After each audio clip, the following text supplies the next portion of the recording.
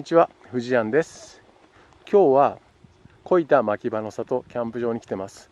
前回来た時よりはすごい秋の香りがするというか、もう山の色がだいぶ変わってきて秋っぽくなってきました。で、今回はソロキャンプで来させてもらったんで、前回の山桜サイトではなく、今回はこちらのどんぐりサイトの方にテントを張らせてみました。で、もう一組いらっしゃるので、ちょっとあんまし映せないんですけど、今日はどんぐりサイトの4番にテントを張らせてもらいました。で、今日は新幕でキャンプをさせていただきます。でも設営の方が一応済んでますので、ちょっと今から今日どんな感じになってるか見ていきたいと思います。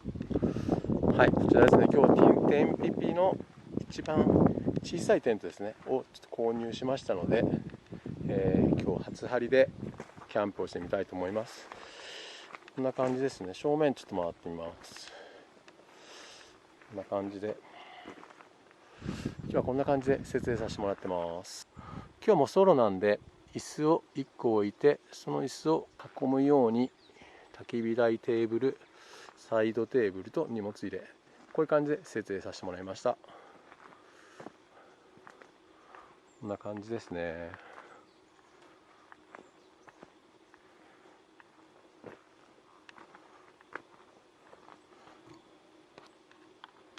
はい、ではちょっと中の方を見てみたいと思います。ちょっと暗いかもしれないんですけど、中はこんな感じです。もう一人で十分ですね。テーブルを1台置いて、奥に寝床を今日作らしました。今日はサーマレストの G ライトの上にニーモのテンサーを置いて、枕と、今日はだいぶ気温が下がると思うので、ナンガの冬用のシラフを持ってきてます。で、ちょっとこう、豊臣のレインボーストーブも今日入れてます。夜ちょっと気温が下がったらつけようと思います。今のところまだ寒くないんで、つける必要ないと思うんですけど、中はこんな感じで、設営させてもらってます。これちょっと服がちょっとさばけてるんですけど、で、入り口にクーラーを置かしてもらってます。こんな感じです。